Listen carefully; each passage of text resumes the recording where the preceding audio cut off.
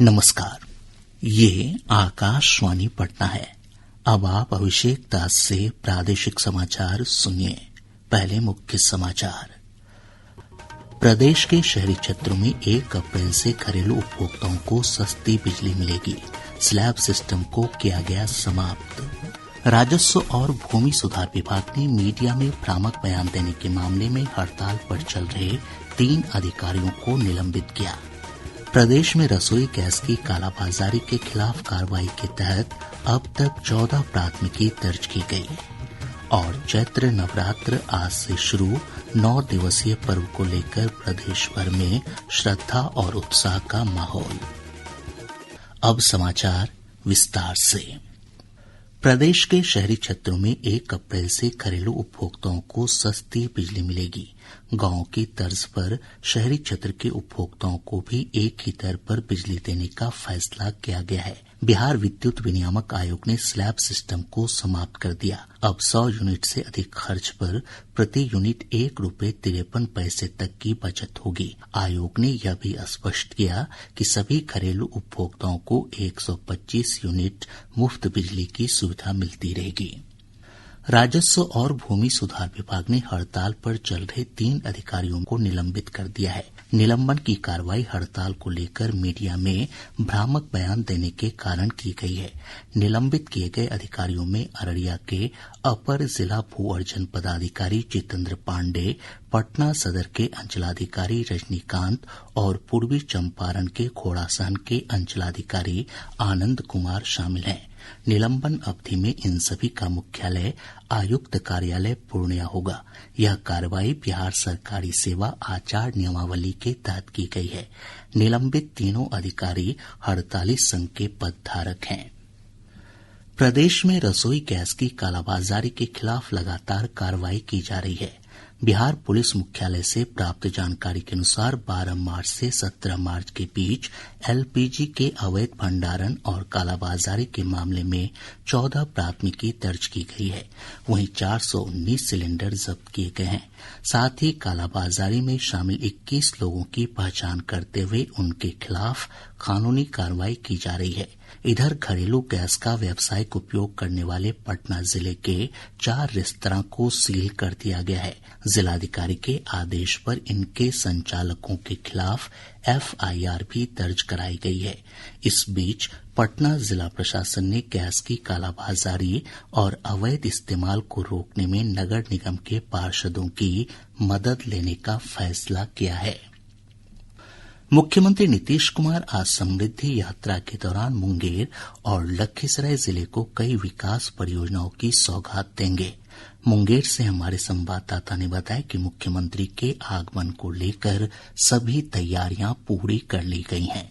मुंगेर में आयोजित कार्यक्रम में मुख्यमंत्री नीतीश कुमार 87 करोड़ रुपए लागत वाली 52 योजनाओं का उद्घाटन करेंगे। साथ ही वे 32 करोड़ रुपए लागत की 26 योजनाओं का शिलान्यास भी करेंगे। मुख्यमंत्री विभिन्न विभागों द्वारा लगाए गए स्टॉल का निरीक्षण करेंगे। श्री कुमार जिले में चल रही विभिन्न विकास और कल्याणकारी परियोजनाओं की समीक्षा करेंगे। मुख्यमंत्री का जनसंवाद का भी कार्यक्रम है। आकाशवाणी समाचार के लिए मुंगेर से प्रशांत कुमार सिंह।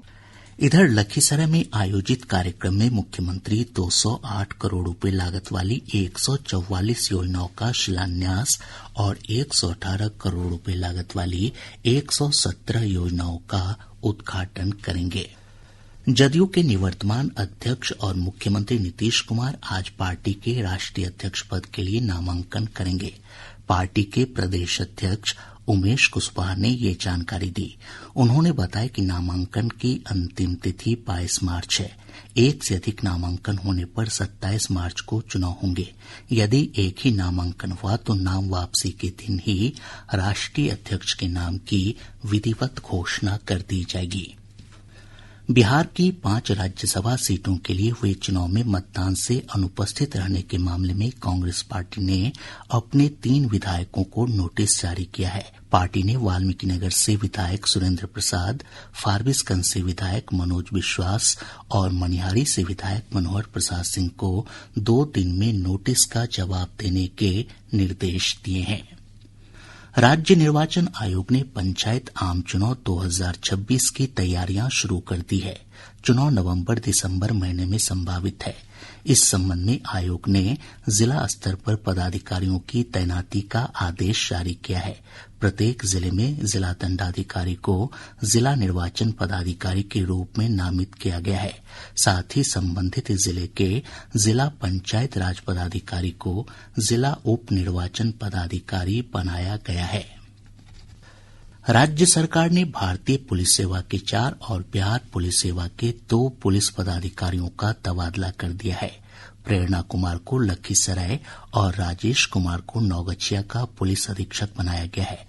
गृह विभाग की ओर से जारी अधिसूचना के अनुसार अवधेश दीक्षित को बिहार पुलिस मुख्यालय में पुलिस अधीक्षक कार्मिक 1 बनाया गया है। केंद्र सरकार ने टोल अनुपालन और डिजिटल प्रवर्तन को सशक्त बनाने के लिए राष्ट्रीय राजमार्ग नियम 2026 में संशोधन किया है। इस संबंध में जारी अधिसूचना के अनुसार टोल नहीं चुकाने वाले वाहन मालिकों को अब इलेक्ट्रॉनिक माध्यम से नोटिस भेजा जाएगा। सूचना का जवाब नहीं देने पर या राशि जमा नहीं करने पर उपयोगकर्ताओं को दोगुना टोल शुल्क देना होगा।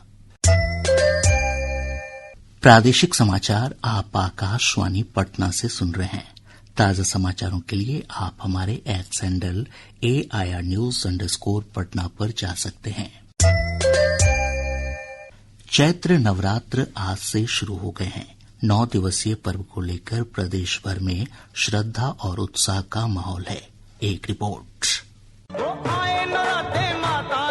चैत्र नवरात्रि के ये 9 दिन माँ दुर्गा के 9 स्वरूपों की उपासना को समर्पित होते हैं। पहले दिन घट स्थापना या कलश स्थापना के साथ भक्त माँ शैलपुत्री की पूजा करते हैं। इसके बाद देवी ब्रह्मचारिणी, चंद्र घंटा, कुष्मांडा, स्कंद माता, कत्यायनी, कालरात्रि, महागौरी और सिद्धिदात्री की आराधना की जाती है। न मंत्रं नो यंत्रं तदपि च न जाने स्तुति महो न चाह्वानं ध्यानं तदपि च न जाने स्तुति कथा। इन दिनों में व्रत, उपवास, पूजा पाठ और देवी भजनों के माध्यम से श्रद्धालु माँ दुर्गा से सुख, समृद्धि और शक्ति की कामना करते हैं। कई घरों और मंदिरों में अखंड ज्योति जलाई जाती है। वहीं अष्टमी और नवमी पर कन्या पूजन का विशेष महत्व होता है। चैत्र नवरात्रि के साथ ही शुरू होता है हिंदू नववर्ष। इसे विक्रम संवत के रूप में भी जाना जाता है। मान्यता है कि इसी दिन ब्रह्मा जी ने सृष्टि की रचना की थी।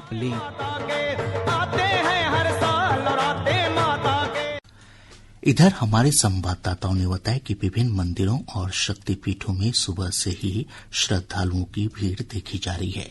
कैमूर के मां मुंडेश्वरी धाम, गोपालगंज के थावे दुर्गा मंदिर, पटना सिटी स्थित बड़ी पटन देवी और छोटी पटन देवी मंदिर, मुंगेर के मां चंडिका स्थान, दरभंगा के श्यामा माई मंदिर और सहरसा के महिषी स्थित मां उग्रतारा मंदिर में बड़ी संख्या में श्रद्धालु पूजा अर्चना के लिए पहुंच रहे हैं।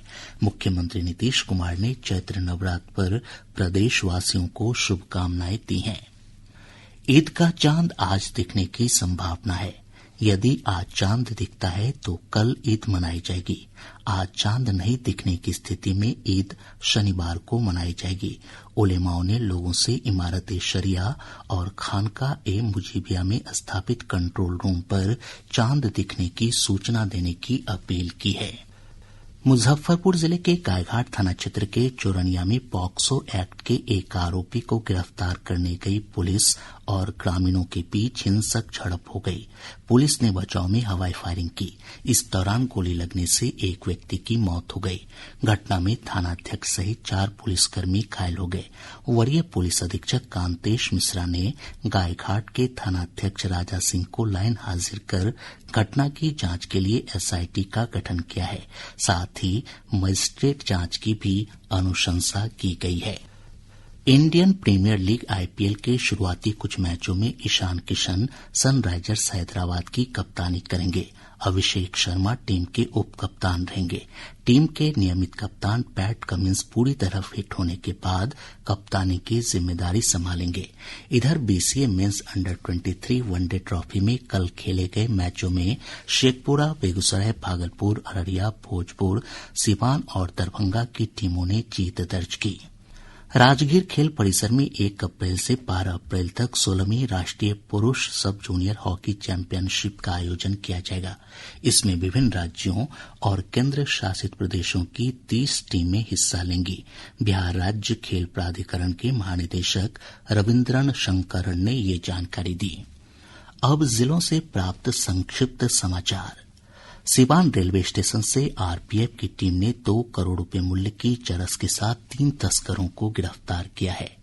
पटना की एक अदालत ने आपसी विवाद में पत्नी की हत्या करने के दोषी पति लक्ष्मण साव को सश्रम आजीवन कारावास की सजा सुनाई है। कोर्ट ने दोषी पर 10,000 रुपए का जुर्माना भी लगाया है। गोपालगंज जिले के माजाघाट थाना क्षेत्र के देवापुर जाफर टोला गांव में पोखर में नहाने के दौरान डूबने से 2 बच्चों की मौत हो गई। कैमूर जिले के कुदरा थाना क्षेत्र के पुसौली बाजार में युवकों के समूह ने एक डीजे संचालक की पीट कर हत्या कर दी। पुलिस उपाधीक्षक प्रदीप कुमार ने बताया कि इस मामले में 4 आरोपी युवकों को गिरफ्तार किया गया है। पश्चिम चंपारण के वाल्मीकिनगर टाइगर रिजर्व के मंगोराहा वन क्षेत्र स्थित पंडई नदी के पास से बाघ के शावक का शव मिला है। प्रारंभिक जांच में भूख प्यास और मां से बिछड़ने को मौत का कारण माना जा रहा है। हालांकि वास्तविक कारण पोस्टमार्टम रिपोर्ट के बाद सामने आएगा। अब पटना से प्रकाशित प्रमुख समाचार पत्रों की सुर्खियां। आज के सभी समाचार पत्रों ने अलग अलग खबरों को प्रमुखता से प्रकाशित किया है। हिन्दुस्तान ने मुख्यमंत्री नीतीश कुमार की समृद्धि यात्रा की खबर को सुर्खी बनाते हुए लिखा है, सम्राट के कंधे पर हाथ रख सीएम ने कहा, आगे यही सब काम करेंगे। प्रभात खबर ने लिखा है, 1 अप्रैल से सस्ती बिजली, 100 यूनिट ज्यादा खपत पर प्रति यूनिट ₹1.53 तक की होगी बचत। दैनिक भास्कर ने लिखा है, इंदौर अग्निकांड, किशनगंज के 6 की मौत। दैनिक जागरण की सुर्खी है, पार्स गैस क्षेत्र पर हमले से बौखलाया ईरान, सऊदी अरब के तेल क्षेत्रों को बनाया निशाना। राष्ट्रीय सागर ने केंद्रीय मंत्रिमंडल के फैसले को प्रमुखता देते हुए लिखा है, 33,660 करोड़ की भव्य योजना को मिली मंजूरी। आज अखबार की सुर्खी है, अब हवाई जहाज में मनपसंद सीट चुन सकेंगे यात्री, नहीं देना होगा कोई अतिरिक्त भुगतान। और अब अंत में मुख्य समाचार एक बार फिर। प्रदेश के शहरी क्षेत्रों में 1 अप्रैल से घरेलू उपभोक्ताओं को सस्ती बिजली मिलेगी। स्लैब सिस्टम को किया गया समाप्त। राजस्व और भूमि सुधार विभाग ने मीडिया में भ्रामक बयान देने के मामले में हड़ताल पर चल रहे 3 अधिकारियों को निलंबित किया। प्रदेश में रसोई गैस की कालाबाजारी के खिलाफ कार्रवाई के तहत अब तक 14 प्राथमिकी दर्ज की गई। और चैत्र नवरात्र आज से शुरू, 9 दिवसीय पर्व को लेकर प्रदेश भर में श्रद्धा और उत्साह का माहौल। इसके साथ ही आकाशवाणी पटना से प्रसारित प्रादेशिक समाचार का ये अंक समाप्त हुआ। आकाशवाणी पटना से अगला समाचार बुलेटिन दोपहर 2 बजे प्रसारित किया जाएगा। नमस्कार।